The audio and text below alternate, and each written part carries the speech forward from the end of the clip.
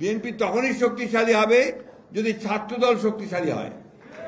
BNP তখনই একটা মেধাবী সংগঠন হবে যদি ছাত্রদল একটা মেধাবী সংগঠন হয়। তোমরা লক্ষ্য করে দেখবে যে এখন বিএনপিতে যারা, এই যে তোমাদের বকুল ভাইরা থেকে শুরু করে যারা আছেন, সমস্ত কিন্তু ছাত্র দলের প্রোডাক্ট।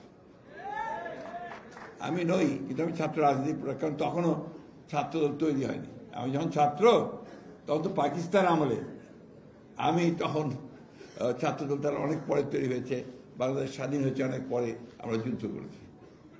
একটা কথা, আমি শেষ কথা তোমাদের বক্তব্য দীর্ঘ করবো না।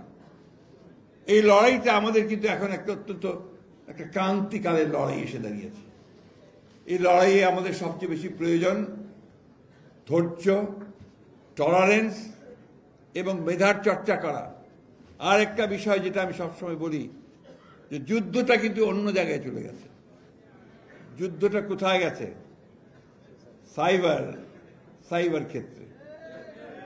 এখন সাইবার ওয়ার, সোশ্যাল মিডিয়া, এইখানে যে যত বেশি অ্যাক্টিভ, যত বেশি তার অবস্থান, সে তত জয়লাভ করছে।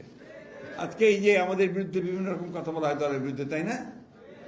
আমার ছাত্র দলের বিরুদ্ধে বিভিন্ন কথা বলা হয়, দেখবে যে ওরা অতি দ্রুত সেই সমস্তগুলোকে কাজ করে ভাইরাল টাইরাল করে দিয়ে মানুষের মনটাকে অন্যদিকে নিয়ে চলে যায়, ভাবে এটাই বোধহয় সত্যি, তাই তো নাকি?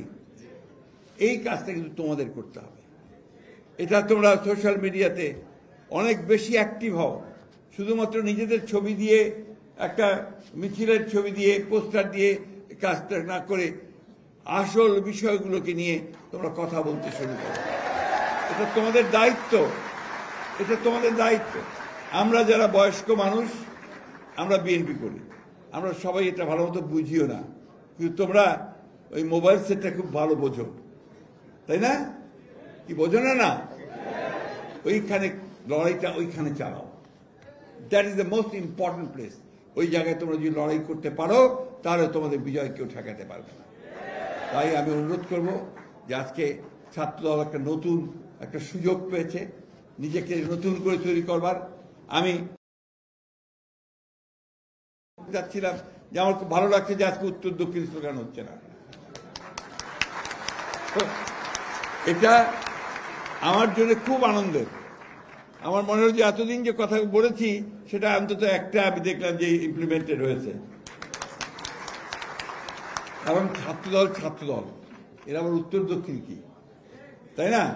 আর আমরা যে স্লোগান দিই মাঝে মাঝে, অমুক ভাই এগিয়ে চলো, আমরা আছি তোমার সাথে, বলি না? এটাও দরকার নাই। আমাদের ভাই একজনই, তারেক রহমান, তাই না? আমাদের নেত্রী একজন, দেশনেত্রী বেগম খালেদা জিয়া। আমাদের দার্শনিক, আমাদের প্রতিষ্ঠাতা একজন, শহীদ প্রেসিডেন্ট জিয়া রহমান। মাঝখানে আর কোনো ভাই চাই নাই, কিন্তু ডিসিপ্লিন আছে। আজকে আমাদের ছাত্রদলের নেতা কি রাসেল এবং অন্যান্য নেতা যারা আছে, তাদেরকে সবসময় মেনে চলতে হবে, সব জায়গায় নেতৃত্ব মানতে হবে, অর্থাৎ একটা সুসংহত রাজনৈতিক দল গড়ে তুলতে হবে।